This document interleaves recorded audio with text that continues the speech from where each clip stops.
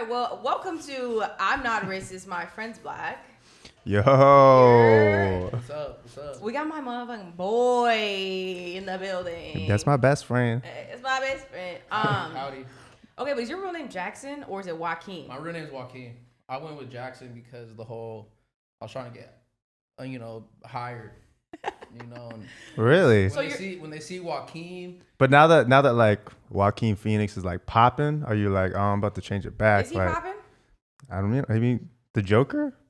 Oh, right. He's won awards. He's like a award-winning actor. Joaquin's been popping for like 20 years. Yeah. Joaquin's like one of those names. It's like people recognize it. It's common, but it's also at the same time it's not that common. Yeah. You know what I'm saying? Like there's still like when I still meet another Joaquin, I'm like, oh wow, another Joaquin. I've never met another Joaquin. Really? Ever. But you you know what's interesting is Really? you're an artist, so it's almost like people that have normal last names change their names to names like Joaquin or like more interesting names. Yeah, so be like, true. oh well, my name's Stormy because I'm like a stripper. Exactly. Yeah. It's my entertainer name. Yeah. No, I had to switch it up because I was just trying to live a regular life and get a regular job, man. And You know what I'm saying? It's proven fact. Like you don't get the callbacks when you got like a really ethnic name, like Joachim Castañeda. You know what I'm saying? Yeah. So Jackson is just like Jackson. I just threw it out there. I thought my name translated into Jackson. Yeah. Right. But really, it doesn't.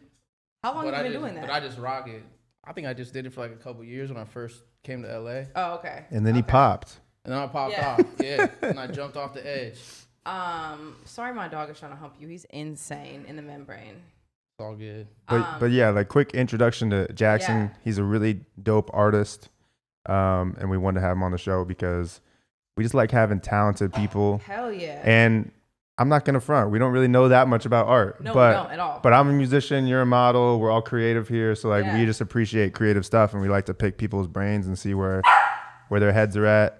Damn. I don't know he's on. Hey. He wants it. He is turned.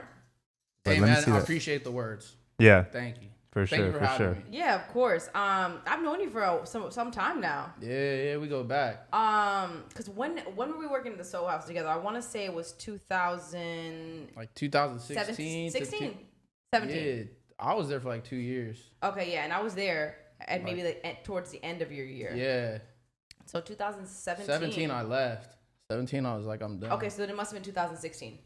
Yeah. Wow, damn. So yeah, me and Jackson used to work at the Soul House in Malibu together, and I was a server and he was a bartender, and we did the damn thing. We had a dynamic duo. We had a duo for sure. I think you told me a story where you were quitting or something and then you sold your painting or something to the Soho House, or was this somebody Someone else? there? Oh yeah, it was like towards I was getting ready to quit, but yeah, I had a dude buy a couple pieces off me. Nice. Up in there. You know, you go to the table, you're like, can I bring you an appetizer? Can I bring you a painting that I've been working on for the past month? Hold on, this dog keeps trying to bite his cord. He's on me. Hey, come here. One treat. Hey, you know, he smells fear, so. He's trying to take me out, man. I got all the conspiracy theories. Oh, okay. I love He conspiracy works for theories. the government, I think so. We gotta get him. Hold on. But back to your origin story, because I think this is kind of interesting. It's like, if you live in LA, it's kind of a classic story of, I don't know where you're originally from. Where are you originally from? I was born in San Diego. San Diego. Okay, so that's not too far of a transplant, but like most people, we're not all from not LA. Like we're all from different places. Right. Me and him are from Missouri. She's from Minnesota. We move here. You know, you get hella roommates to pay the rent. You get a waiter job. I was working a waiter as well, doing catering, doing random gigs, and then you're just trying to fit in your passion on the side, like in between everything. And so for you, it's kind of crazy because you're working at the Soho House Malibu, and I mean, from what she was telling me, you got some random celebrities coming in, Owen Wilson or whoever, whoever the hell. Man, those years it was like Everybody was pulling. And it's like I remember being young and like I wanted to be a painter, and it's like I think most people they're into like the idea of it, or they get into their craft, but then it's like, how do you actually make that into a career? And then all of a sudden you're working this job where you're kind of in the prime, around the prime people that would be buying your work. It's like average income people aren't really buying art, let's be honest. Yeah. True. I mean, I just kind of took it as like a place where I could like, pay the bills and then, just sort of work on my own little networking skills. I wasn't going in there thinking like I'm going to sell some paintings. Yeah, of course. Whatever. I was just kind of going in there, picking up on like, people's energies. There's like some people that I like really like working up in there. There are some people that, didn't pay too much attention to. And same thing for Courtney, because she was like just working there, and then you essentially get discovered by some random modeling agency. Yeah. No, because people pick up on you too. You know what I'm saying? And you just develop a relationship, and you'll be surprised like how many people will just support you because like they consider you a friend. Yeah, totally. Sometimes it doesn't even have anything to do if they like really are digging you like your work or whatever, but like because you're doing it and because they're showing that you got passion and you got some knowledge about it, they're like, you know what? Yeah. Let's go with this guy. Also, alcohol's involved too. You know what I'm saying? Getting them boozy. Everyone's drunk and they're like, "This is the craziest shit I've ever seen." Yeah, exactly. Off top. It's good to have that support, especially early on, because most people that do artistic stuff, they're kind of whack in the beginning. Let's be honest. Like most people that write songs, I've been writing songs since I was like 9. Shit was bad in the beginning. It's okay. You know what I'm saying? So it's good to have people around you that are like, "Yo, this is crazy." Like even if it's just okay, like to them, especially people that don't know art, they're just like, "Man, I could never do this, so this is like crazy." And they're like, "All right, I'm gonna keep adding to this. I'm gonna keep grinding this." Absolutely. You know. But I just love the story of like you put in your 2 weeks or whatever, and then on your way out, you're like, "I'm about to sell a couple paintings." Oh, is that what happened to you? No, I just like it was like one of those things. Like I said, man, like you just start getting to know people in a place like Soho House. You got a lot of people that come in all the time, so you build the rapport with them. And they ask you certain questions. They want to see the stuff that you're working on outside of it. Yeah. And it was kind of like he bought like a couple paintings. It just happened to be towards the end. Okay. It just happened to be towards when I was like, you know what, like I got to get out of this place. I got to get out of this. I gotta make that leap. Yeah, exactly. Not, like, rely on this consistent paycheck and just and see that's what I could do. Was that like a hard leap for you? Because I'm sure at the Soho House you're making like a ton of money. Really, was it hard to tips and stuff like that? Is it hard to? I mean, pretty good for like most jobs, I would say in LA. Yeah. I mean, especially like a server job, right? That's a high class spot. I mean, it was pretty solid. It was solid. It was typical. I was able to sit on some things, and I had some other things going on the side, like. I had like some other project in like other places where like I was able to stack some money. So when I stopped working there, I kind of had a little bit of a cushion to sort of figure it out, Yeah. That's the thing I kind of really fuck with about LA too, is like a lot of successful people kind of started in that same situation. So it's like you kind of think, oh, this is like, I mentioned Owen Wilson just because you said that, but oh, this is like a celebrity. Like he's not going to take me seriously because I'm like a waiter. But then like, most of these actors did start off as a waiter. So they're like, I'm going to look past the fact that you're like serving me right now. And I'll be like, maybe his stuff's really dope. Yeah, absolutely. You know what I mean? But also there's a certain level of respect I think that you get when you work at the Soho House, because you do have to have a little bit of experience and you kind of have to look at, they're not hiring like ugly people. I'm sorry to say that, but they're not. They're hiring good looking people who are well put together, who have personalities, and and also there's like this little realm of not being able to get a table when you're at Soho House, or like giving away shots or whatever. So it's like when you get in cool with the staff, I feel like they respect you because they're like, oh shit, it's Sunday, there's no tables available, but this is my homie and they're gonna look out for me. So then that relationship builds there, so they kind of need you. So it's weird. It's like a really big give and take. You've experienced that. No, when it's crazy. Yeah. Memorial Day weekend, 4th of July weekend. Yep. I always, looking out for the people that have been, that are there all the time, because you be seeing a bunch of random people up in there trying to get a drink, doing everything they could do, but you gave them the pass. That's right. You know what I'm saying? You know what they want. For people who don't know, like, how do you explain Soho House? It's like an invite-only bar, restaurant, club kind of thing, right? Yeah, membership only. Membership only. Like they tend to like want to like get creatives in there, but they just take people that kind of got like a cool style, I guess. I mean, for anybody that doesn't live in like New York or LA or Chicago, it's kind of a ridiculous idea. Like you're paying like $3-4 grand a year or whatever it is, and then you go there and you spend hella money on top of that. It's kind of like a country club. Yeah, exactly. It's like a country club for sure. But it's for like the young and hot. Like if you're like young and cool in the scene right now, like you go to Soho. Yeah, but I've seen some pretty old Hell yeah, Pierce Brosnan up in there. I see some old Sting. Like non-celebrity. I just see some old dudes up in there. They just got the They got the bag, you know, and they got some like little young side piece with them. Young ting. Yeah, absolutely. Oh, is that what we call them? Tings, yeah. Couple tings, had a couple tings, you know. Toronto, you know. Okay, so I want to know, how did you get started in art, like painting? Would you consider it painting, or would you like creation? I guess because it's not. It all started with like a pencil and a paper. Yeah. You know, you start off, you're a kid, you watch cartoons, you copy your cartoons.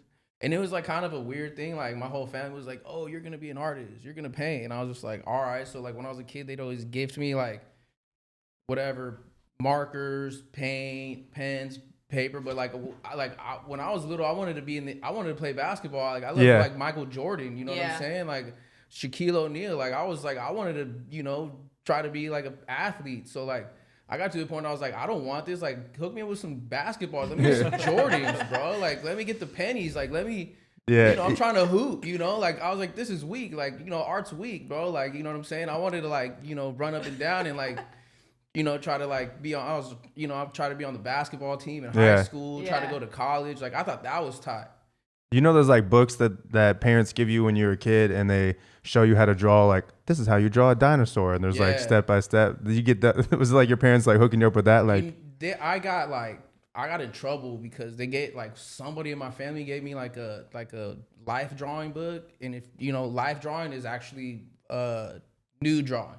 Nude, like nude. Yeah. Oh, okay. Like if you take a life drawing class, you're going to a place where there's a live model, and they're like getting naked. Got it. But you're usually like 18 by the time you take this. I got this when I got this book and I was like 6 or 7 years old. Oh my God. You know what I'm saying? So I'm like looking at it, I'm like, oh wow, like I got my homie Jacob Rodriguez. We're like looking at this, like, oh look at this. Like, so that's when it really started sticking. Yeah. You're like, I like art. Yeah, Art's pretty tight. I started drawing like some naked women, you know what I'm saying? Like some really I started drawing some dirty, like perverted stuff. And I remember I gave the drawing to my friend Jacob, and his parents found it. And man, I was so embarrassed, like, you know what I'm saying? Because then they called my parents, and then, I got in trouble. I remember I was like crying, like, and then like I couldn't really kick it. It was like that was my boy. Oh yeah, their parents thought you were like a problem child. They didn't see the potential, the artist. They didn't see, man. They didn't see. Did you end up reconnecting with him? I moved around a lot when I was a kid, so I mean. It was a friendship bound. Shout out, if you're hearing this. Shout out, Jacob Rodriguez out there in Fallbrook, California, man. What's up? Dog? I never forgot you. I never forgot you, bro. he all hits us up on the podcast. Yeah, I mean, they do say like sexual energy is like one of the biggest motivation for creative like productivity. So it's kind of interesting. You're like 6 or 7, and you're like, oh God, always, man. Here we go. You don't even know how many times I've been like, you know what? I've been feeling the urge, but I was like, I'm gonna put that energy into like making some. You should make content where you're just going up on random people and I must draw you. I need to draw you. Titanic shit. Yeah. Paint me like one of your French girls. Yeah.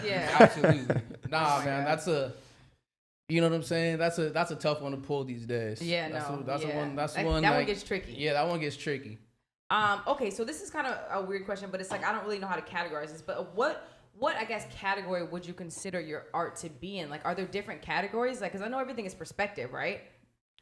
Yeah, I mean, Do you know what I mean? I would, I believe it's probably just something like definitely on like an abstract type. Okay. It's like you always want to stay away from labels and be like, oh, like I do like modern paintings, or like my work is like contemporary. Got it. Or I do like assemblage work, or I do this and I do that. I don't know. I would just say my paintings, like the style of work I do is just very like much connected to like faith and coincidence. You know what I'm saying? Okay. Is that where you're drawing inspiration from? Yeah, pretty much. Okay. Like lately, like the sort of like the where I'm really trying to like touch is like that in between like fate and coincidence. That's tight. Yeah. No, it's been very helpful, and it's been like one of these sort of awakening moments where I'm like, all right, like I know which direction I'm trying to go. I know where I'm trying to like sort of wiggle in, Yeah.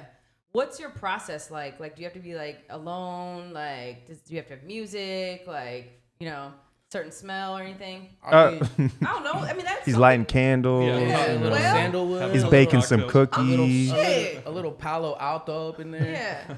Palo Santo. My bad. Palo Alto is a city in California. Shout out to Palo Alto. I have to be in Palo Alto to create.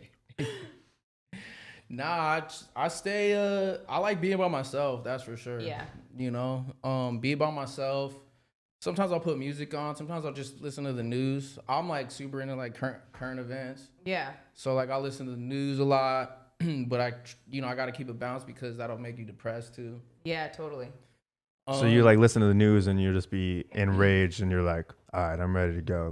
Let's get some art going. Dude, I'm like, yo, dude, the revolution starts now, man. Yeah. The revolution starts with my art, man. My art's gonna Yeah. change the world.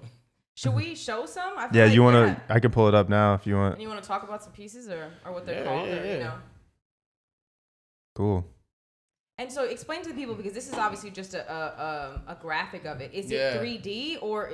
Yeah, it's like a sculpture. It's like a leaning sculpture. It is. Okay. It measures like up until like 12 feet high. Wow. Oh wow. I didn't realize that. They're like they're pretty long in scale. They're not very wide, but those are like sculptures, and they're like kind of like was like my take on like satellites.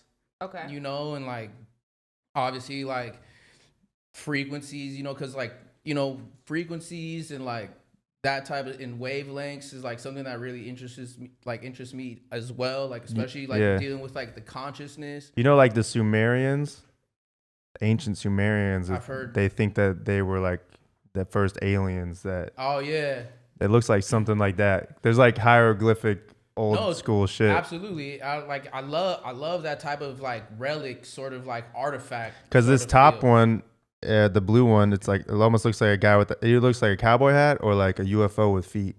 Yeah. Hey, it's abstract, you know. It's each person. You know what I'm saying? They're like because like it also like sort of talks about like that sort of language, like how abstract language can be. Yeah. You know what I'm saying? Because, but do you take it like each symbol was like inspired by something, or you kind of just like once you're in the creative mode of almost like putting the pen to the paper, so to speak, or the brush to the canvas, then you keep doing it until it feels right?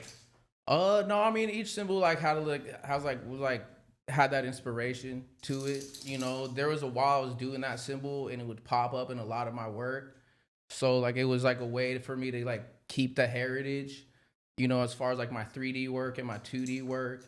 And so like once I'm like in there, it's kind of hard for me to say what they mean because when you're looking at it, I'm not there to tell you what it's gonna mean. So you know what I'm saying? So it gives the viewer an opportunity to sort of like build their own dialogue with the work. Yeah. So this is a sculpture, and I'm just kind of looking at some of the details, but it looks like you have some sort of like pole. You're saying they're like 12 feet high. That's crazy. Yeah. And then you're like attaching these with rope and all of this. So it's like very hands-on. I don't know. Like, are you good at building things? I'm assuming, because I think a lot of people would just look at this and be like, oh, okay, like I don't know how to build this. I don't even know. I never went out and like was like I'm gonna learn how to build stuff, but you know, like when it's a necessity, like when you see something in your mind and you're like, man, I want to do that, you got to figure out how to do it. You know what I'm saying? Like I'm not like a skilled carpenter by any means, but like I've picked up carpentry to a certain effect because I want to build something. I need to build like if I need to build a stand for a sculpture, I'm not gonna call somebody and pay them $500 to build a stand for me. I'll just do it myself. Like I have the tools. Yeah, so you got power tools and you're sanding stuff and all that kind of vibe. You just go and you just collect. You collect your tools and like, you know what I'm saying. And then if you need something, you need to build something, you're just gonna figure out how to do it. What is this made of? The sculpture's just found wood, like found objects. Oh, so it's wood. Yeah, found wood. I believe those poles were found from like an old boarding school house that like I was like working on up in Pasadena like couple like 4 years ago. And so that's kind of where the fate kind of comes into play. You're doing something in real life and you're looking at, oh, this school, they're not using these, or oh, this is inspiring something. I could vision putting these two things together and like making it dope. Absolutely. Yeah. Like that's one of my favorite things about my process is finding things and sort of being able to repurpose them and being able to like put those into like a part of the artwork, you know? Yeah, my thing when I look at something like this, it seems like something that should be in a gallery, like somebody having like the whole experience of different pieces. But if somebody were to buy this, like say Courtney buys this, how would she like put this up in her?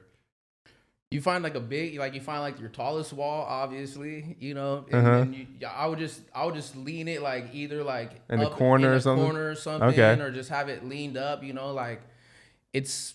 Because that's always the interesting thing for me too. It's like the artist, he has this creation, but then somebody buys it off of you and they just like throw it somewhere, and you're just like, that's not how I envisioned it to be. You're ruining the, you know what I'm saying? Like, no, absolutely. There's definitely like a sort of separation anxiety that goes on because you don't know how it's gonna be, you know, displayed. If they're disrespecting it in a certain way, you know, it's the classic question. Like, once someone buys that work off you, do you own that work still? You know? Yeah. Did you sell this one, or you still have this one?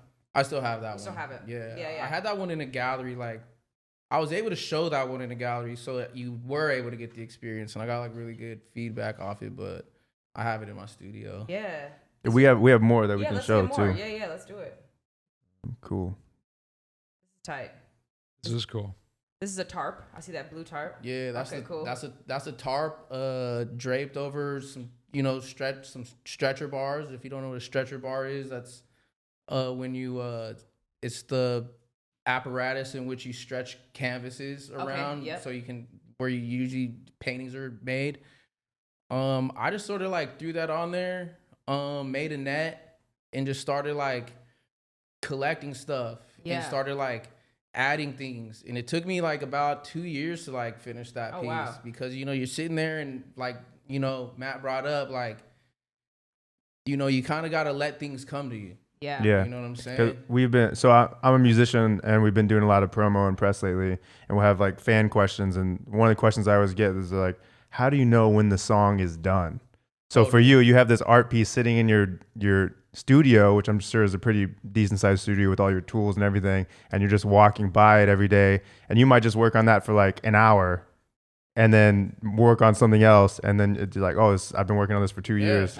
No, dude, absolutely. Like, I didn't have really an idea what this work was gonna look like. You know, I had like a concept behind it, but I didn't know that it was gonna look like this or like it was gonna turn out like this. I didn't really have like ideas on what to grab.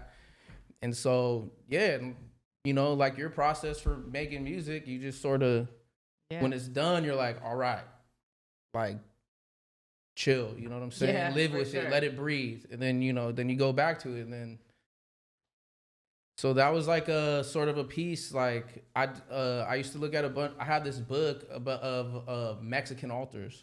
Yeah, I love that. Of homages. And so these are things that people will put in their homes. Very popular in Mexico, but also like a lot of Latin America does this. And they're sort of like ways that people like preserve the memory of like, you know, loved ones. Yeah. I'm seeing like multiple 22s on here. Like Catch 22, man. So that's kind of what the idea was. Well, there's, because the thing about like these like altars. Oh, I see a 69 too. Yeah, you already know, man. Dude, hit me up on my hotline, dude. 1-800-69. Stupid. Nah, but he's like a big Tekashi fan. Yeah, you know? that's right, bro. I gotta represent, man. But it's like the Catch 22, like even the 6 and 9. There's like this symbolism to them, is where there's like two sides to it, right?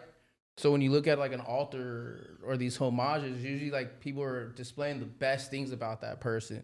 But we really don't know what that person really was. He could have been an asshole, but his grandma really loved him. Right. You know what I'm saying? So like I kind of want to touch that, like, as beautiful as all these things that people put up about themselves, there's layers to like everybody, and everybody has their secrets. And there's two sides of the same coin. Yeah, absolutely.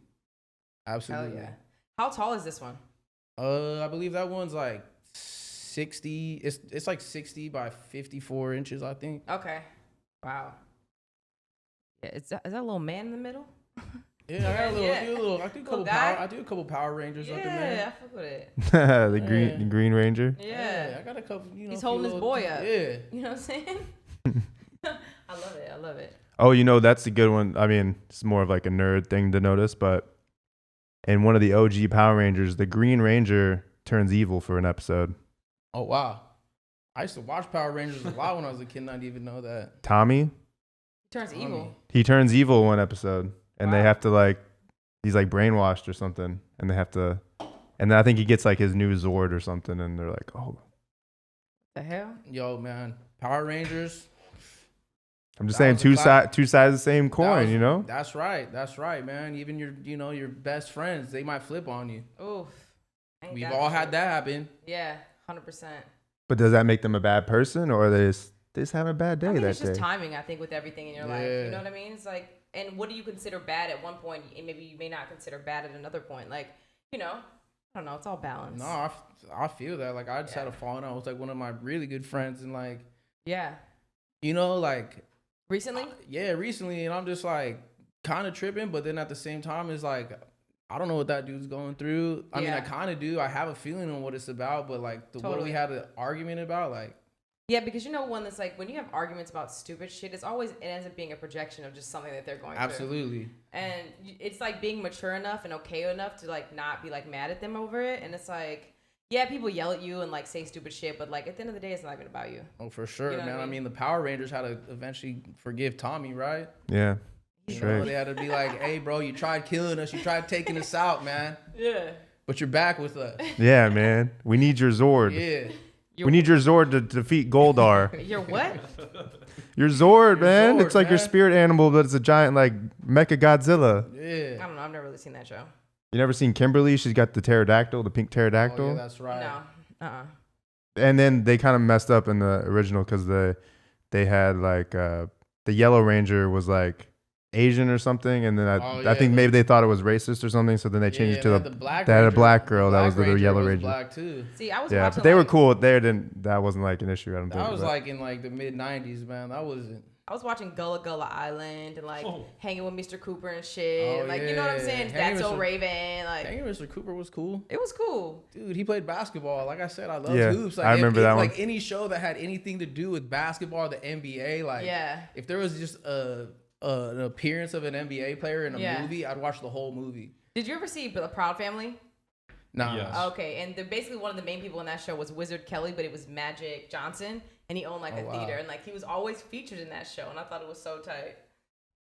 Shout out Magic Johnson. He's still hanging on. Let's check out some more of these. Yeah. Oh yeah, this one's tight. Wow. I think this one might be my favorite so far. This one's so intricate. Cool. That one's like 15 feet. That's like pretty much a mural right there. So you painted each of the blue ones under it? Yeah, I painted like each of the little tiles. I stayed with the net theme. And this actually piece was kind of like the beginning of this whole net sort of idea that I've been kind of like messing around with and like, taking things and putting them together. I was asked to like be part of this. It's called the Other Place Art Fair. It was like some like little outdoor art fair they had in San Pedro. Kind of like a offshoot of like the larger art fairs because I think Freeze had just ended and that was like at the time like the new big fair in LA.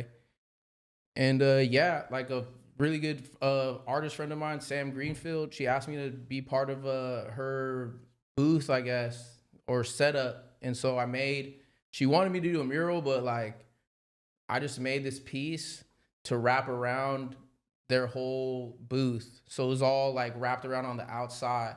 And like I just wanted to have that feel like that it like had a functionality, right? You know what I'm saying? That I didn't just decorate the booth, like the outside of the booth, that net actually like held everything together and held everything in. So it's hard for me to conceive this. So is this protruding? Like let's click back to it. So is this just a net and the blue? Like what are those like light blue things? Are they painted on or? I mean, I just had a bunch of cut up pieces of canvas, and I just painted each one. And then obviously I stayed with the whole tarp theme too. And just started with that. Like I just put them all together, and then I took the net. I did that last, and I put that over on top of it. Got it. Okay. Shit is tight. I ain't gonna lie. It is. Yeah, that was a fun one. That was a great one, and it looks like it looked cool. Like when it was wrapped around the whole structure. Yeah. But like once I found a space to like unfold it and hang it like somewhere and like get that photo. I was like, that looks amazing too. Like. Now, do you have that still or no? I do have that, but due to my limited space, I have that folded up. Okay. Yeah. That's gotta be sad. Yeah, That's gotta be sad. I'm waiting for someone that has a space, and they're like, "Yo, let me put this up. This is cool." Do you ever get like weird when you're commissioned to do things versus when it's inspired naturally? Like, do you ever feel like, this is more forced, or I'm like selling out right now or something? Like we do like corporate gigs sometimes, and it's like, this is a little weird, but the money's good. You know what I'm saying? Oh, absolutely. I don't know. I kind of went through that recently. At first it's like something you don't want to do because it kind of like takes you out of your schedule. Like especially I don't know for you guys, but I wake up and my schedule is whatever I want it to be. Yeah. You know what I'm saying? If I feel like working on art, and now you're on a deadline. Day, yeah. Then all of a sudden I have to like stop working on the pieces that I'm like been thinking about and like having like turmoil and like really worried about. I have to stop doing that and focus on something else. So I have to like switch up my whole mindset and like switch up my whole mood, and I have to clear out a bunch of stuff that I was working on to make space for this commission. Yeah. And like I really know I'm just trying to get some, trying to, make some to pay the bills, for next month or whatever. But do you find peace in that, taking a break though? You know what? At the end of it, when it's all done, yeah. There's just like there is this sense of like, all right, like I did something, I made a sacrifice, right? And I was able to like sort of break my train of thought on this, and I was able to put my mind into this, and like sort of jump into a whole different like arena. Totally. And then you come back and you're like, all right, cool. Like I did that. That wasn't that bad. Yeah. I like having the structure of deadlines. Like when we first started, we told ourselves we want to put a song out every single month. And there was something about that you had no time to mess around, that sometimes really good ideas came from it almost. Yeah. Versus sometimes when you have too much time, then you just get lazy with it, or like you start getting worried. You start like overthinking the idea. You start overthinking about it. You start getting like ultra perfectionist. Yeah. Instead of just being like, you know what, this is what I got right now. Like on to the next one. Yeah. Yo, let's see some more. Yeah. Okay. What's going on? That damn Mac computer you got. There we go. Okay. So yeah, you kind of have these could almost be like a vibe, like if you put them in a gallery together, like it's definitely like a theme. The blues are very similar. Yeah, that blue's going off right now. This has texture to it, right? Yeah, that has texture. Yeah. Like I do a lot of work on the ground. Yeah. So like, and I cut out a bunch of stuff, and sometimes like certain pieces of this or certain pieces of that land on this thing, and then I'll cover it up because I'm working on something else, and then I'll take it over, like take off whatever was covered, and I'll look at it and be like, oh, this actually looks kind of tight. Yeah. Like, that's all like where the whole like coincidence sort of sets in with the work, Yeah. Are you a big Modelo guy? That's what I was about to say. What I'm down for whatever. It's just the Modelo. I think I had some Modelo in the house, and I think it worked with the scheme that I had going on. Yeah. How does that work with art? Because so like say music or most other forms of media, it's kind of frowned upon to put like a brand thing in there, or even like, I don't know, I'm sure you heard about the Nike thing with like Lil Nas X, where he like repurposed the Nikes and then they sued the company that did that. Do you ever have issues where it's like, oh, like Goya beans is like a big part of this project, and then say you sold this for $1 million and Goya's like, you used the name. I mean, as far as like my work's concerned, like the work isn't centered around what's on there. Like I've seen people like repurpose the Louis Vuitton sign like a million times, and like that's the centerpiece. And of their work. nobody really comes after it. I mean, it's probably changed. They probably switch it up just enough so that they can't. But I mean, you see that. But like in these works and a lot of the works is I'll use products, but like the whole thing isn't like it's centered around whatever Goya beans. It's it's just it's part of. I think there is like fair use things, because I know with like t-shirts, for example, I could put like a CNN logo or something and just underneath it say sucks, and I could sell that, and like it's like fair use. Like I could profit and sell that, like even though I'm using the likeness and logo. So I wonder if it falls under that of like. I mean, the thing is, like, they're not coming after me for nothing. You know what I'm saying? What are they going to come after me for? Yeah. So it's like, I hope, one day if I'm like at that point and I got like big corporations coming after me. Well, no, because I see that all the time too with like, I don't know if this is the right guy, but like Alec Monopoly, for example. It's like, that's the Monopoly man. Like, and he's just painting that and adding cool stuff. And he'll do like not Donald Duck, the rich one, Scrooge McDuck, and a lot of his murals and stuff like that. And I'm like, they're not coming after, you know what I mean? So what takes with that, I don't know, because he's made a lot of money. It's just the Monopoly man in like his own way and doing different cool stuff.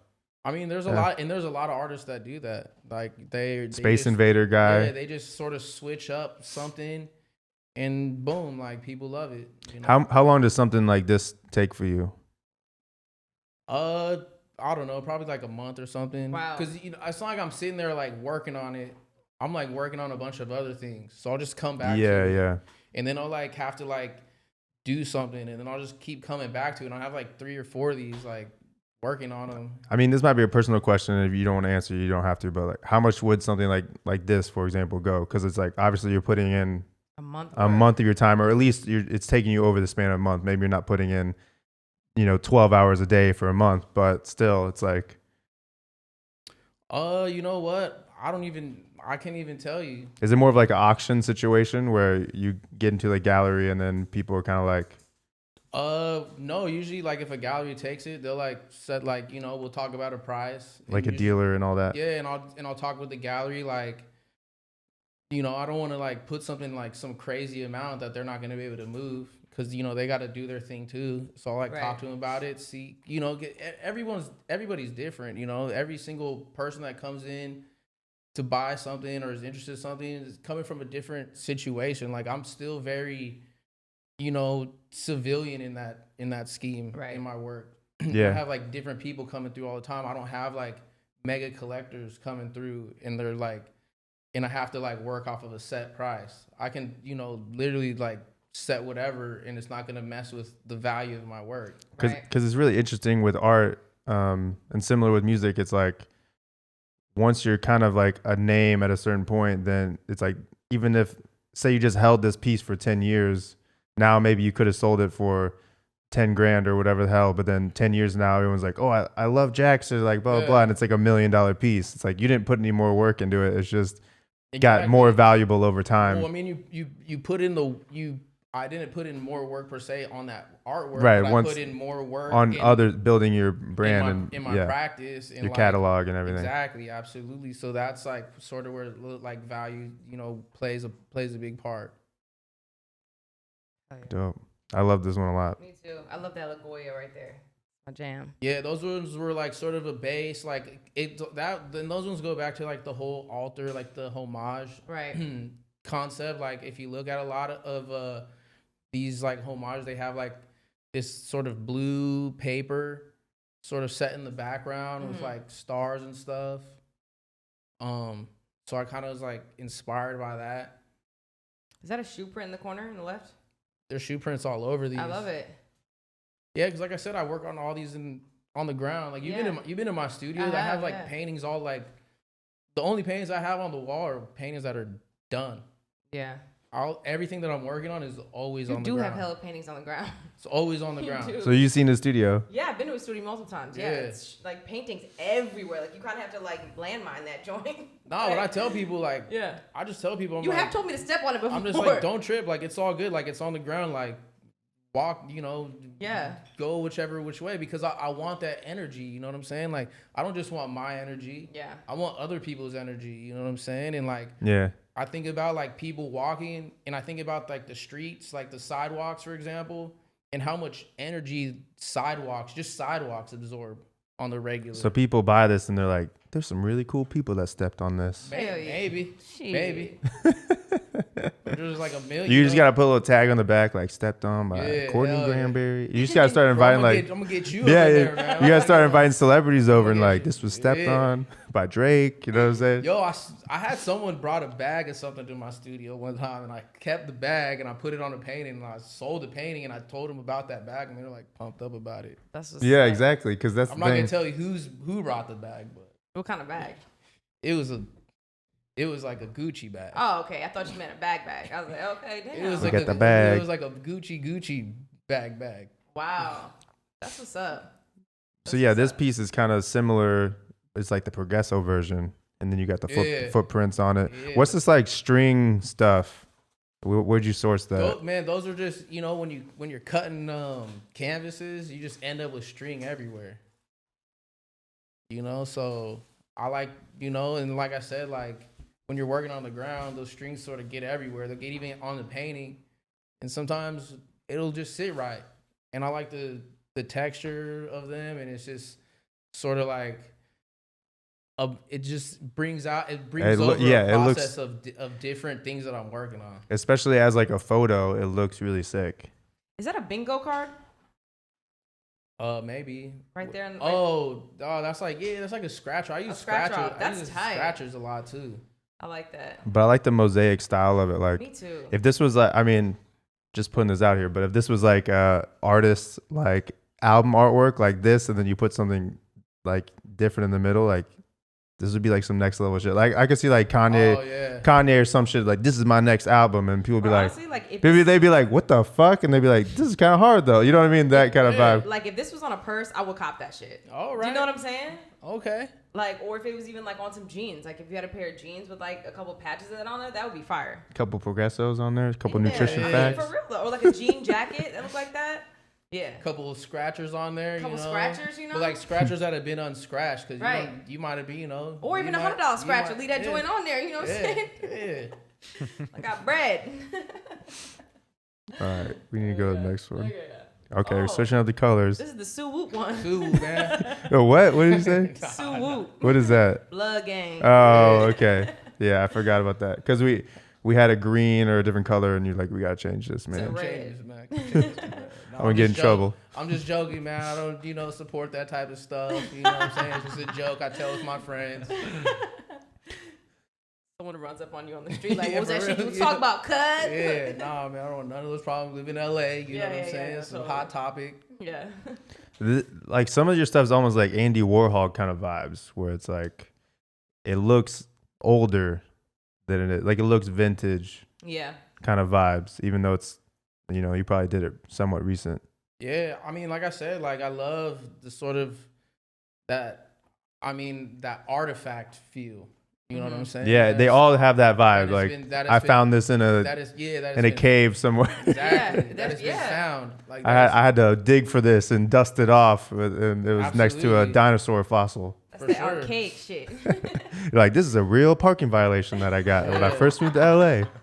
Yo, I just threw a painting up the other day, and I had my freaking parking violation. I'm just like trying to picture your inspiration. You're driving through LA, you get the parking, you're like, fuck this shit. And you're like, all right, I gotta go to the studio. Yeah, right? Yeah. Yeah. You just make some fire. Dude, everybody got a story about a parking ticket they didn't want. Yeah, that's like classic. You know what I'm saying? Everyone got some stupid parking violation they got. They might have ran into the store for 10 minutes and forgot to put the freaking coins in the machine, and they walk out, they got like a $75 ticket. Dude, I got my car taken because of parking violations in LA. Bro, I got my car taken, got the boot. Yeah. Bro, I owed San Francisco like 10 G's for Same. Damn. man. Mine was 20, fam. That's stupid. Took my Chevy Impala and everything. Bro, you know how much of my paycheck from Soho went to San Francisco parking department? Man. Why was it in San Francisco though? I lived in San Francisco for like 10 years. Yeah. Oh, you had like unpaid and they kept like doubling in price. Bro, But you don't have to pay those, do you? They made me pay them. Because are they connected to your license or your vehicle? They suspended my license for like hella long. Oh wow, that's interesting. And then obviously they started being like, "Hey, bro, we're gonna take 25% of your check." Oh, they're gonna levy your account, bro. And I had to call them and be like, "Man, please, 25%." I was like, "Man, let's take this down to like 10%." Yeah. So that was 10% of my check. Damn, boom. dude. San Francisco. Wow. That's why it's such a beautiful city. I love San Francisco. It's such a beautiful. You know they just be sucking everyone dry. Yeah, but you know absolutely. Honestly, I spent a lot of time there, and I love the vibe of San Francisco. It is such a vibe. It's special. It's a special place. Like I still have San Francisco in my mind when I lived there. So like when I talk about San Francisco, I'm not really thinking about what it is now. But even like I don't even care. It's still like everything top of the lines out there. Yeah. Yeah, you just walk around and he's like, "Yo, what's Too Short's favorite word?" Yeah. I have a random question. It's kind of coming from a musician perspective, but do artists get artist groupies? Like, is there like a fan base that you like? Do you ever have like a weird creeper that's like, "Oh my God, I love everything you've ever done. I need to see the studio." Is it like it must be like that for some like really big artists, but I don't know. It's interesting. I know quite a few artists that are up on that level where like they're famous. So you never had like a creeper that was just like me? I've had like a creeper, or I don't want to call him a creeper, but I've had like I need a lock of your hair. I've had people interested in me, but I just thought that was because I got game. Yeah, for sure. I thought it was just because I have nothing but game, man. I thought they just like what I'm putting out there. But I do know I've had friends that have like hit such a high level where it's like groovy, like they'll people throw themselves at them and they take advantage of that notoriety. That's a cool almost like genre or sector of art to be in, because you don't have to really deal with a lot of that BS, so to speak. Like if you're in the media or like, you know what I mean? Yeah. No, I mean, a lot of people, like the whole, like that, like famous or whatever, well-known artists it's a very low percentage. Yeah, you don't really hear about painters getting canceled. It's like Andy Warhol, he'll never work again. He's like, what are you talking about? He's making, he's just painting him. You're buying his paintings. Back in the day, he might have got canceled. It's and then also like art, like a lot of, like I said, like a lot of artists I know that I like in like friends with or in my circle. It's like really not even about all that. You know what I'm saying? Like at the end of the day, for these guys, especially like these people that like really go deep into their mind and try to pull out like the weirdness and the turmoil and the toil. They're not like thinking about like, oh, I gotta like stunt and like do all that. It's probably therapeutic too. Yeah, absolutely. Like a lot of these people, like me, for example, like I'll go crazy if I'm not like working on something. Like after like a couple days, I'll start getting anxious. I mean, I can tell you were mad on this one. Mad? He got that parking ticket and he's like blood red over everything. He was seeing stars, man. He was so angry. He was seeing stars. That's right. Oh my God. I'm the guy in the art gallery and like people think like, wow, this guy's like really deep. And I'm just like bullshitting the whole time. Like, bro, this fool just pissed. Yo, this guy, this is how he made, They're like, oh, this is like a social experiment, tug of war between the higher class and the upper class. Nah, bro, you're just mad he got a parking ticket. Yeah, absolutely. That's so funny. Let's see some more. I'm not exactly sure how many you have on here, but this is sick. Get with the red. Yeah. Is that a little zigzag thing down there? I like that. A little zigzag, some like, some Mayan heads. Yeah, I see. I mean, like I said, I see it. It all like, because they even have, I've even seen backgrounds like this in people's these like altars that are red. And like, as simple as like the backgrounds can be, like the background kind of sets up a lot of things and everything. Everything's sort of like how strong is your background, right? So I kind of like throw a bunch of like different random things in there because that all like sort of like is part of the minutia of like the background. You know what I'm saying? So that's why there's a bunch of random things. You'll find like random notes that I find or whatever, random photos or just all sorts of like just random like just things that I find, and I'll just like throw it on there because that's all part of like the background. That's like all part of the background noise. Yeah. Right. I like this one. It pops. It does pop. There's like a note in the middle of it. It looks like Yeah. you were like shopping for groceries or something. Yeah, I mean, I found that note. Like, you know, I was just walking around, just you know what, I'm gonna grab this. Is your studio in like downtown area or something? No, I'm in mid city, so I get a lot of foot traffic. Cool, there's yeah. a lot of people, like different types of people. There's like People watching, trying to see what people are on. People watching. There's the dudes that kick it in the parking lot. There's the DIY skate spot, like actually RIP because they just destroyed it right across the street. So you just get all sorts of like just find random things over there. Say I were to get this and like put it in my house or studio. If I put a frame on it, is that like disrespecting it? No way. Like I think the frame would look nice on it. Yeah. Okay, cool. Good to know. Yeah, good absolutely. To know. I'm a huge supporter of the frame and all that type Okay. of stuff. Kind of preserves it a little bit too, I feel like, you know? Yeah, well the thing is like there's that glass that's like sits in front of something. It's just like not. It's just so nice and like it's nice and it's shiny. So it even would like even that will change the perception of the piece because all of a sudden it's not this random piece of paper, you know, that's has random like pieces of trash painted on it. Now it's an art, you know, now it's like an artwork. Now it's like an artifact. Now it's like something behind glass and like made to be like, interesting. Like what's so important about this? Like it's like been framed. How large is this one?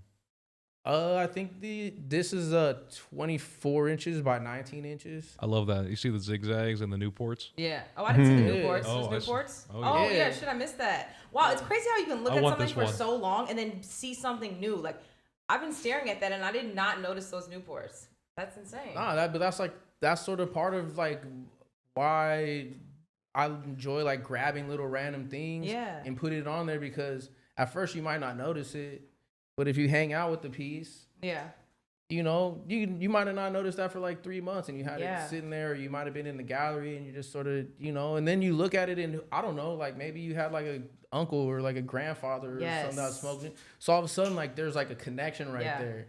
Nostalgia. How are you like applying it all? Is it like some paper mache or just glue or? No, I just use the glue. Nice. I got to grab some glue. Like Gorilla Glue, like. Nah, I use Tide Bond, man. That's the one. Oh, okay. That's my one. That's my go-to. Nice. Well, speaking of like preservation, have you considered or thought about NFTs? Nah, not really. It's just, you know, like I never was like a digital sort of art guy. Like you guys, you saw like, you're like, oh, it's like your words like kind of, you know, it's patina. There's like a sort of vintage. Yeah. So it'd be hard for me to like be like all of a sudden like here's like this NFT. You'd almost have to team up with a digital artist that could like recreate the aesthetic in a digital space. For sure. Yeah. And then like, but even that, like I would feel a little detached. Yeah, a little detached because like the reason I do the work I do, like I could paint, like I know how to paint. Like I could paint a portrait of you too. That people would be like, oh, that's Courtney and Matt. You know what I'm saying? But I don't like to do it. Okay. It just takes too like don't ask him. I don't have I'm on. Wow. I don't have the patience. I don't have the patience for it. So I'd rather just work on a bunch of things and to see how they come out and like, you know, and like get that that's like an instant satisfaction for me. Right. So like to like have to go in with like a graphic artist and like sort of recreate that sort of look. Yeah, and it's sort of you'd only do it for the money at that point, and it feels like, you know, kind of detached essentially, just doing it because that's the new fad. Well, so we'll see because this VR stuff could get so realistic that you're just like, oh. No, for sure. I mean, I can always take a photo and just turn it into an NFT. Like that's an option too. I think you should. There's so much money in it, and this shit's so awesome that you definitely should. Yeah. I mean, we'll see. Like, I mean, I'm sort of, you know, I'm a old soul. Sometimes I get afraid of that type of. I don't want to see stuff go that route, but sometimes, you know, you can't fight the wave. Yeah. I mean, and probably an important part of all your stuff is all one of one. I mean, you can't really You know how a lot of painters will paint something and then they'll do like prints of it. Like, oh yeah, you can't really do that with yours. No, yeah, my stuff isn't like it's all one of one. Yeah, essentially like sculptures, essentially. For sure. No, absolutely. I mean, I don't really, my stuff's not like made. I mean, it's not something I thought like, oh, I'm gonna be like so original. It just turned out like I just don't make stuff that is easily transferable, you know, to like make like several copies of the same thing. Yeah. Have you done any collaborations with other artists, or do you plan on, or do you want to collaborate with anyone that you could think of? I'd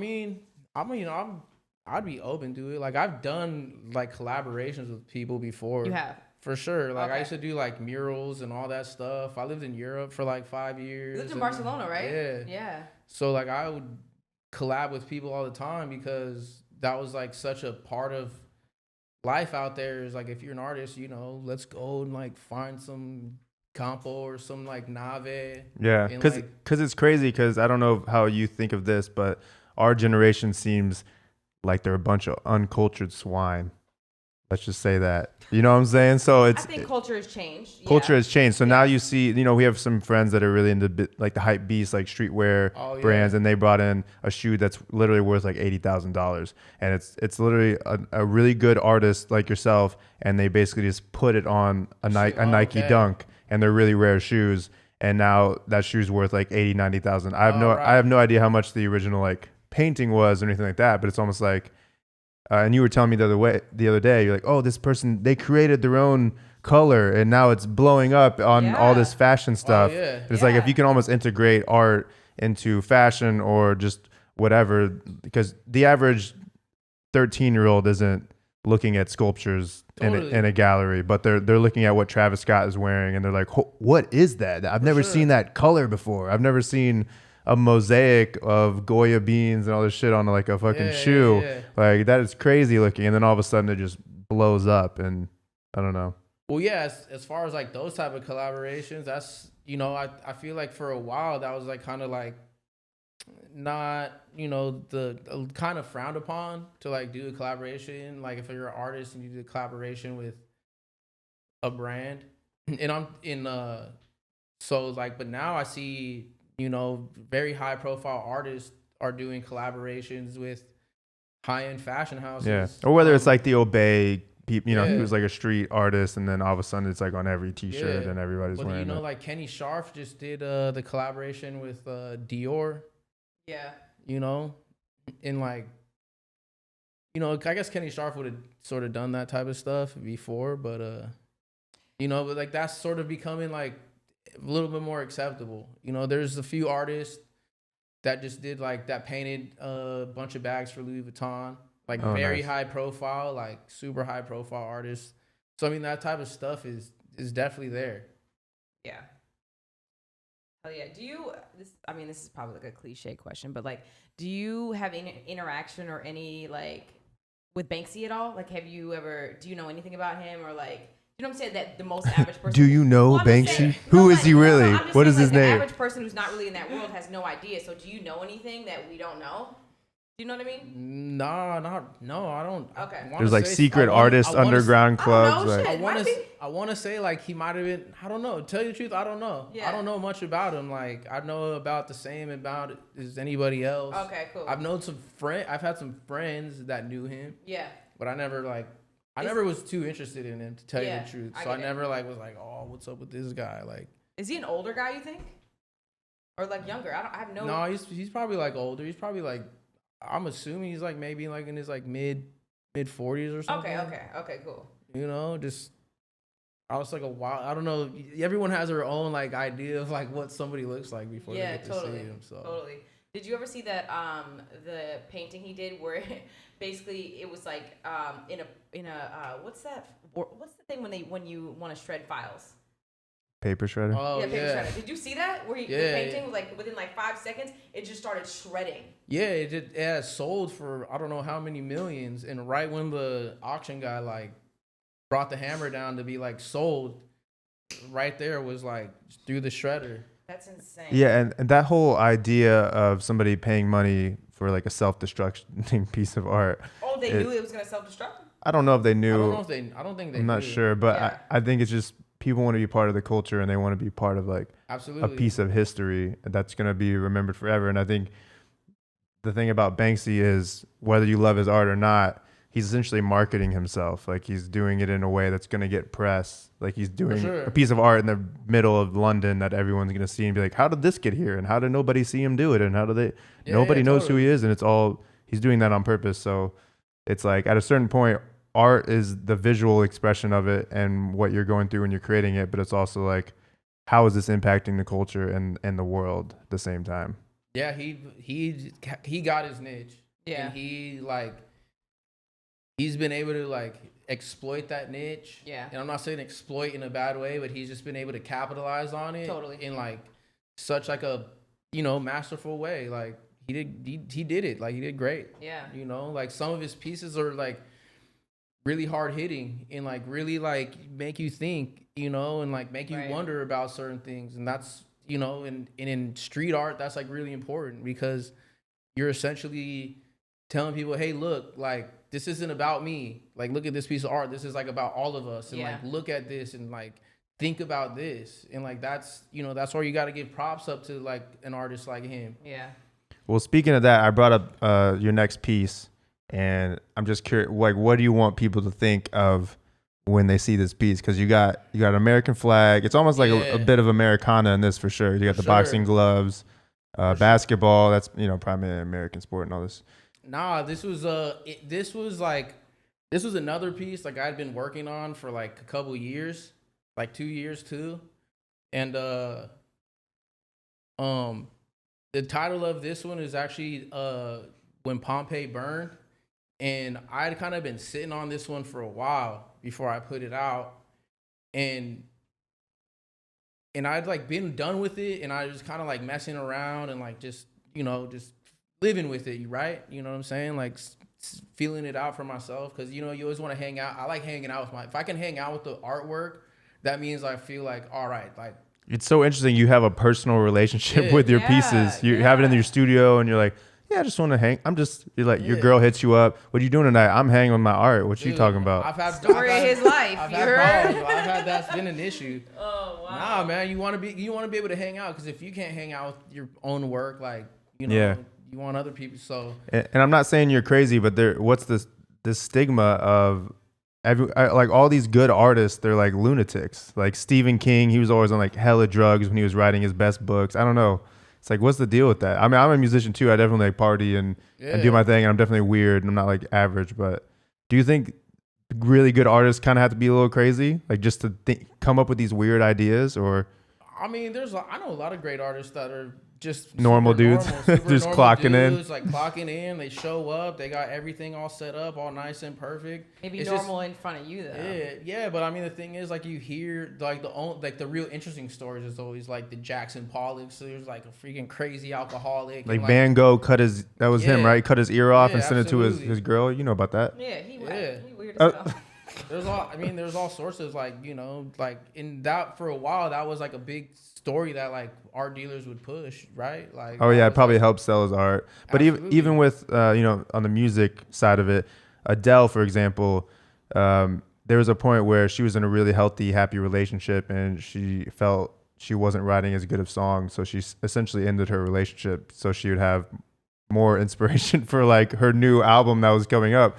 So it's like, do you think artists kind of push that even further where it's like, I'm so angry about this, and they start creating like, this is tight, how do I get even angrier? Like absolutely. You know how much of yourself in your own image of who you are is wrapped into what you do. Like what's the question? I do, therefore I am, right? Or like the Heath Ledger thing where you're so into the character and it's part of the art, but then you get lost in it. Absolutely. Do you have any like tricks to not get too involved where you're just like going crazy? Because I'm sure you're doing a piece and like, this piece is about me being angry or it's about society being fucked. You know, say you like watch the news sometimes for your inspiration. Are you ever just like, damn, I need to like not look at this for a while because I'm just.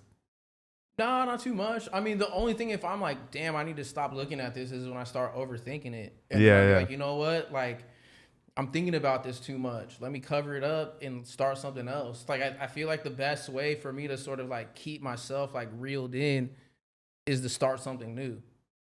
You know what I'm saying? Because when I don't like keeps you grounded. When I'm stuck on something or like I don't know what to do and like I'm feeling like anxiety and I'm feeling like I don't know the pressure of this and that, I'm like, all right, man, like either like read a book or like go for a walk or in like process everything and then like start something new. And one thing you brought up was the title. You said this was called Pompeii is Burning. Is that what you said? Yeah. So that's kind of a whole other element too.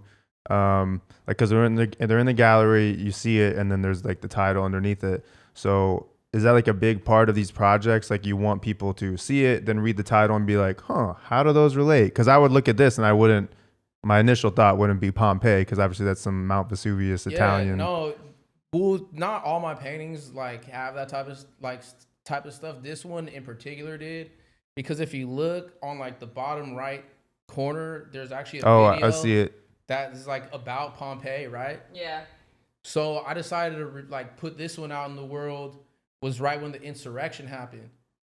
You know what I'm saying? Because this was already sort of a commentary on. Yeah, I think you showed me this like way before that. Like that you were like, this is what I'm working on right now. Yeah, because like I said, I've been working on it. So this was already a commentary on sort of like where the United States was going. It's like a world superpower, and now everyone's worried that it's crumbling. Absolutely, like you got the boxing gloves, but those boxing gloves are deflated. Like I took out all the cotton from them.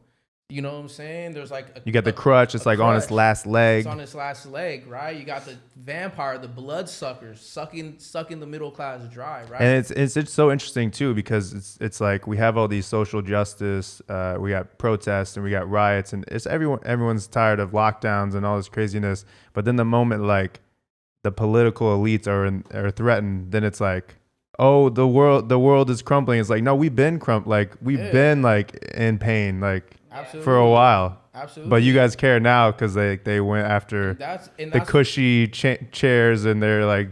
And that's, I mean, essentially, like whether you're on the side of it doesn't matter, the insurrectionists or not, like that's really what it came down to. It came down to like that people had gotten to a point where they're like, let's take this over. You know what I'm saying? And it should never have gotten to that point. Yeah. You know, there should never have been like that sort of like rhetoric out there to push it to this point, but it was pushed to that point, you know what I'm saying, because of, you know, greedy politicians, corporations that, you know, just sort of like take money out of the middle class, and like that's who, you know, that was where the conflict erupted. I think the thing with the Pompeii is so interesting. I don't know how much you know about Pompeii. Not shit. So in Italy, I don't know, like, was this during the Romans? I don't know. I'm not exactly sure. It was like, it was during that Roman Empire. But the crazy thing about Pompeii, it's Mount Vesuvius is a volcano. It erupted, and it literally froze the entire town in time, because it cemented everyone trying to run away from the volcano in ash, and they became little almost statues, essentially, like fossils. And they fossilized everybody, and so they have artifacts from like thousands of years ago, and it's like people, dogs, like the artifacts, like that. It was like a beautiful, like, you know, like your classic, like, you know, Roman city. You like frozen in stone. So it's almost, you have this powerful empire, the Roman Empire, and you probably have this flourishing city of Pompeii. Yeah. And then in a second, without any of them thinking of it, it all came to an end. So natural disaster just wiped them all out. Yeah. So did they leave that town or whatever, or? No, I believe they rebuilt. They rebuilt it. Okay, cool. Damn, that's crazy. I did not know about that. Yeah. So I'm assuming there's more of a political thing with this, of like, just because you're flourishing, just because you're the superpower, doesn't mean that can't crumble. Because I think if you grow up in America, you lived your whole life of just like, oh, we're the best country in the world, like we're this and that.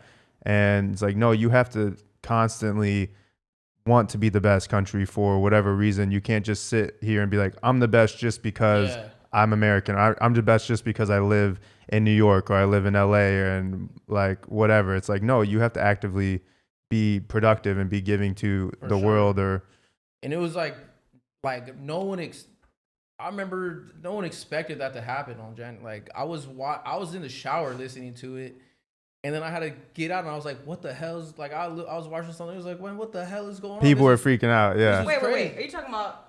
He's saying this piece is called Pompeii is Burning, and he's basing it off of the insurrection. It's kind of one of his inspirations. Wait, so you're saying January 6th. And what happened on January 6th? I'm confused. The insurrection, Washington D.C., where they stormed the Capitol. Oh, got it. Yeah. Oh, okay, Yeah. okay. Why are we calling that an insurrection? That's just what they call it. They call it the insurrection. Like, there's a couple that they breached the Capitol building. So I thought you said you was getting out of the shower when the Pompeii shit happened. Oh. I'm like, nah, damn, bro, you old as fuck. no, that happened like thousands. Yeah, dude, I would have been all fossilized, all naked. I was like, Damn. damn. Yeah. So I'm looking at the piece right now. You got the vampire in the right, blood sucking, the middle class, like what he said. You got the little American flag. You got the deflated boxing gloves. Is that a jack of spades? I believe so. That's right. You know I love What is that? spades. I don't know. Oh, she's just like, because You I know, love. it's the way- I had to throw that in there because I love spades. And I try to make Jackson play spades with me all the time. Bro, I play though. You do play. Yeah, you do play. You do. Is there a reason for the condom? Dude, you gotta stay Just- protected. I didn't see dude. that. Where's that? No, bro, but look, it's the Gotta stay protected, Yo, man. I gotta stay protected, but dude, like, you know, what's United States? I gotta stay protected. I gotta stay protected with the biggest, baddest weapons. And what we got right there? The Magnum. The magnesium. The Magnum. There you go. I like that. Let's see what I else think this might be my favorite one. Okay, here we go. Oh, this That's one's cool. tight. Actually, you spoke too soon. Oh fuck. This is cool. So, is this like did you take this picture in the gallery? It kind of looks like it. I had it set up. I had it set up in Echo Park last October for outdoor exhibit called Ask the Dusk. It was just an exhibit that sort of touched on sort of LA's relationship with the park and the homelessness that was going on in the park. Yeah, because we were there actually somewhat recently, maybe like 4 or 5 months ago, and it was insane. Like there was just so many people living in the park, and you could tell there was a lot of like drug use going on. Yeah. But then on the other side of the park, there's families like riding the little swans like out in the lake. Absolutely. So it was a weird mixture. And then I know now there was they were trying to clean it up, and there was some protests going I on. heard it's completely cleaned up. I haven't been back. Like, No, since you can't. Yeah, it's all you can't get in right now. You can't. They're the construction kind of they're stuff. refurbishing it or whatever. But interesting you say, because the weird thing, like it's not weird, but if you walked on the side of where all the homeless people were, Yeah. these were like whole ass like encampments. Like these were like Absolutely. Communities. Someone built a kitchen right there. Like No a way. whole ass kitchen where the whole like someone would cook big ass family meals and like Yeah, it was a come community. and they would like and then some of the tents were like set up right on the side of the lake, right? Dude, this is like Waterfront property. This is waterfront property. You Yeah, know what I'm saying? exactly. It was crazy, and it was like one of these things is like, yeah, of course there's like drug use and there's probably some mental health issues. Right. Yeah. But this was also LA sort of being like, dude, we have nowhere to go. You know what I'm saying? Like, this Yeah. is the best we can do, and we're trying to make the best of the situation, and we have to come together as a community. And that was sort of what the show was about, you know, sort of like revealing that layer, that humanity of, you know, being without a house in LA, Yeah. right? So that piece sort of had a lot to do with sort of, you know, the housing shortage, the housing crisis, and the homeless crisis, and like, you know, there's a lot of symbolism going on in there. Like that metal frame right there, that's like a fold-out bed. That's a blow-up mattress. There's Got like a hamster ball in there. yeah, I don't know. I just got a bunch of like balls, like in like. Oh, maybe that's just a like regular some, ball. Like, toy dot, I was like, we're running on a hamster wheel, Yeah, man. It's right. like kind of, you know, right? he's like that. No, that's not what I was going for. You got the piggy banks right there, you know. You got the like, you know, the most The interesting corporate piggies just trying to take Yo, over. the most interesting to me is like I was able to like fit this big heavy ass rock on top of a pile of blankets. So when I look at some of these, it seems I'm like baffled on how do you keep this stuff together? Like, how is it not a big gust of wind just blow all this over? Hey man, dude, like if you want to make it, you figure it out, you know. So it's like there's like a couple tricks in there that I just used, you know, like to make sure that it like was sturdy, because like the worst thing that could happen is the whole thing falls apart while everybody's there. So like, Has that ever happened to you? Just like ta-da, you like reveal your piece, and then it just like starts crumbling. You're like, oh God. You know what? It happened to me. I was in college, and it happened to me in a class. Yeah, it's like your final project, and you're like, I'm about to blow some minds right now. It was my final project, but it was like I had to make a chair, like a children's chair, and I made it like the night before. It's like a Rube. Do you know a Rube Goldberg or whatever it's called? Oh, you yeah, talk of about? course, dude. He like hits a domino, and it's like, here's my final project. It like triggers a swinging axe and turns on an oven, a toaster oven, and dude, Rube Goldberg, classic, man. That's kind of the vibe I get with some of your pieces. Yeah, I don't have like the whole moving parts really right. But like, yeah, I see what you're saying, man. Like it has like sort of like that, you know, it has that found object assemblage, you know, feel to it. And that's exactly what it is. I found all that stuff. I love it. Oh yeah. That's what's up. It is. I don't know if we have any. Is that the last one? That might be the last one. Be. I'm not sure. I have a question for you. So out of all the places that you've lived, what city? Because you said you've lived in Barcelona. Yeah. You lived in San Francisco, LA, obviously. What has given you the most like inspiration? Wherever you feel most creative? You know what? I'd probably say LA for sure. I mean, as great as San Francisco is and Barcelona is, I was in like completely different place. Like San Francisco, I didn't even know what I was doing. You know what I'm saying? Like I was there for like. You were getting parking tickets, that's for sure. I was getting parking tickets, man. And I left LA. I left San Francisco to go to Barcelona because I was like, man, I want to go to Europe, but I don't just want to go to Europe and like backpack and like do the typical. Yeah, I was in Europe for 6 months. I was like, man, I want to go to Europe and like make art. You know, create a body of work to be like, this is what I did in Europe. So I went to school in Europe. I went to an art school in Europe, and I spent about 2 years at the school in Barcelona, and I still didn't really know what I was doing. I kind of had an idea, but I didn't really know exactly what I was doing. I was still like stuck in this space where like I got to be a painter. I just want to paint, and everyone was like painting like murals and stuff. So of course like my social circle was that. Are you bilingual? Yeah. That's all. How many languages do you speak? Just two. Two? Yeah, Spanish and English. Okay, that's awesome. But so then when I came back to California, I tried moving back to San Francisco, just wasn't working out. And my friend had gotten like a big, huge like warehouse in LA, and he was like, I want you to come help me like run it. Like they threw like parties. They were throwing those ham on everything parties up in there. So like I was like trying to get up in there and try to like start a studio. And you know, it didn't work out, but it's sort of like that whole experience. Once I got to LA, I was able to grab all that from San Francisco and Barcelona and like really like reduce it down to where I was able to see things much clearly in LA as far as like the language that I was trying to like tell people through my artwork. And maybe it's just because San Francisco is super dense. Barcelona is very dense again. In LA, it's like so spread out. I feel like I was able to like sort of see things like a lot more clear as far as my practice. And get like that, in the studio and get more isolated, and you need that quiet sometimes. For sure. And like it was different. Like San Francisco, like I said, like I wasn't too in tune. I just knew I wanted to do art, but I wasn't that in tune. Barcelona, I was a little bit more in tune, but I was just, you know, it's different out there. There's like a different mindset out there. Once I got to LA, then I got like really sort of in tune, you know, as far as like the type of artist that I wanted to be. Was there a moment where it kind of clicked for you? Like, I could do this as a living. Like, I could do this as a job. I mean, I don't think it was like something like I was like, I can do it as a living. It was something like I want to do this as a living, but I'll still do it if I can't. You know what I'm saying? Yeah.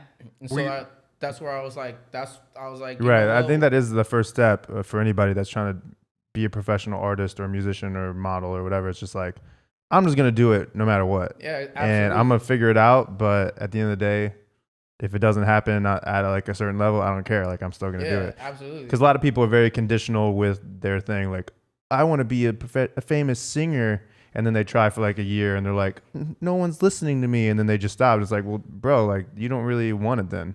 Yeah, absolutely. It's like I've been writing songs since I was like 9. It's like I'm always gonna write songs. Yeah, like like if no one listens anymore, I'm still gonna write songs. Or like you don't really want it, or like you just don't have like the need to do it, like the passion Yeah. to do it. You know, I so mean, like you clearly love what you do. Is there like I don't want to say goal, but like a dream or a lifestyle that you're conceiving that you want to have? Like, do you know what I'm saying? Yeah, he's trying to be in the Smithsonian. Yeah, I mean, do you have a goal like as far as with your art and like the way you want to live and you see your life?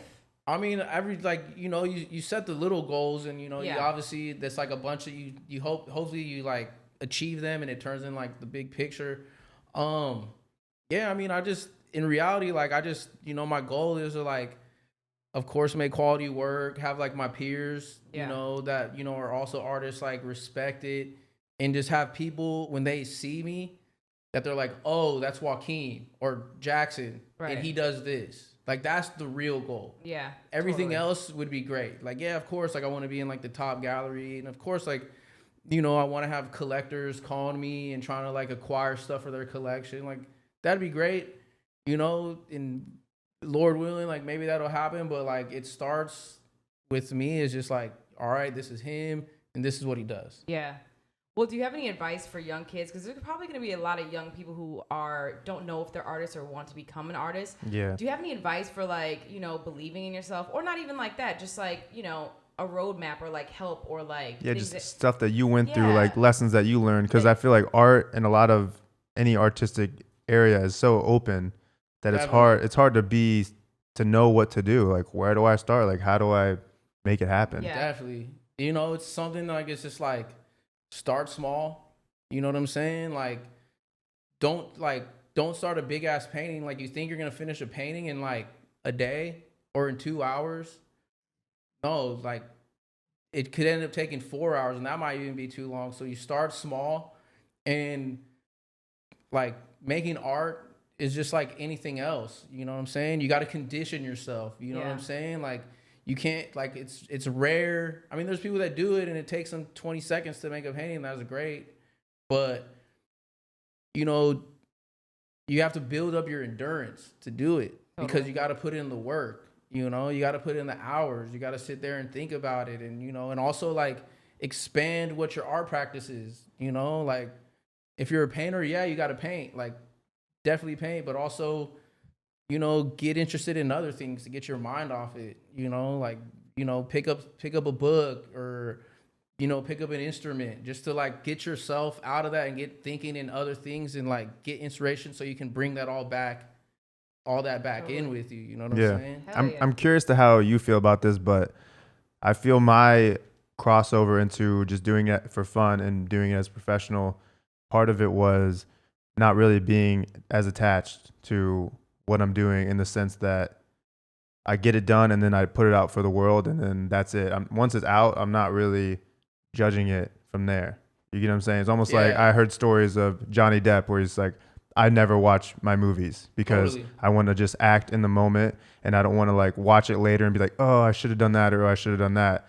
And I think a lot of people think artists are the opposite, where they're just like, this is my child, where it is your child, but at the end of the day, like, you're just creating something, and then it's like, okay, that's it. Yeah, you gotta let it out and put it out there, and like, I do the same thing sometimes. I'll just put it out there, and I like don't want to look at it. I don't want to see what the reaction is from the people, because like, you're like super vulnerable, and if it doesn't hit like X amount of like likes or whatever, you start being like, oh, like I fucked up, or like whatever. And we have that same thing where we'll have a big radio song, and it's like, oh cool, this is like one of our most popular songs, and then we'll put out something that doesn't get very popular, but then the people at the show will be like, oh, this is my favorite song. We're like, what, really? That one has like a few million streams, and this one has like hundreds of million streams, but that one's your favorite? And they're like, yeah. So it's like certain pieces of art speak to different people, and I think that's what's great about creating a lot of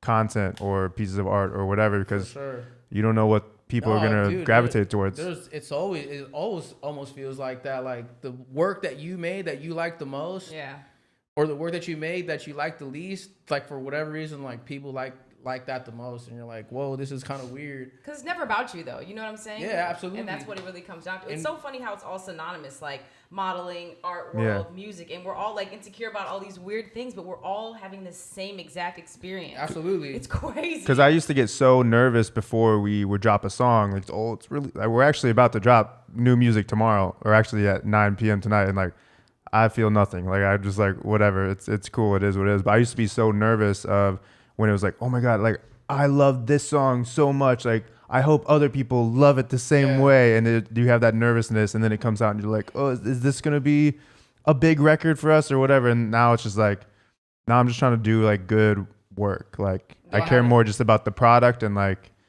you know, we all get in that space in our head, right? And we're like doubting ourselves. And, you know, some people, you know, they have their people that they talk to and like to bring them out. So I got a really good friend, James Caruso, and like we talk about this stuff, but he told me something that like I was like, will always hold on to is, hey man, it's not your job to like say it's like cool or looks good.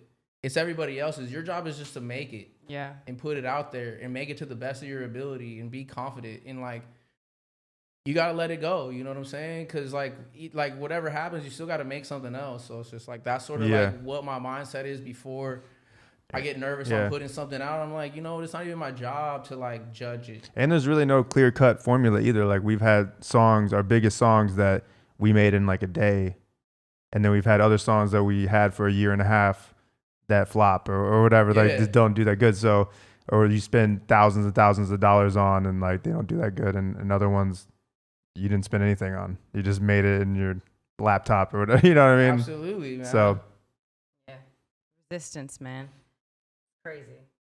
Well, yeah, it's interesting having you on because I feel like we don't have guests like you often. So this has been really enlightening. Hey, this is the first time I've ever done anything like this. I've had a blast. Hell yeah. Luckily, I mean, I've known you forever, and I know you too. So many years to Braxton, come. very nice meeting you. Nice meeting you. It's been a pleasure, man. It's been a pleasure. Yeah, we want to thank you for being on I'm Not Racist, My Friends Black.